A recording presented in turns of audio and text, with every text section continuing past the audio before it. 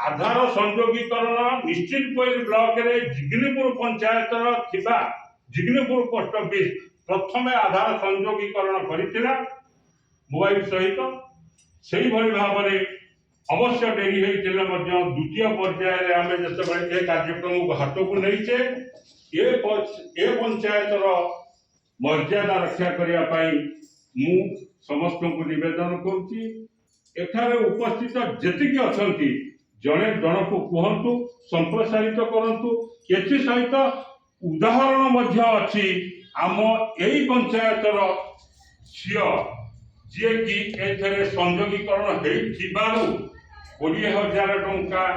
पाइछंती एवं 10 वर्षर आमर राशन जोगई देवार प्रतिश्रुति सह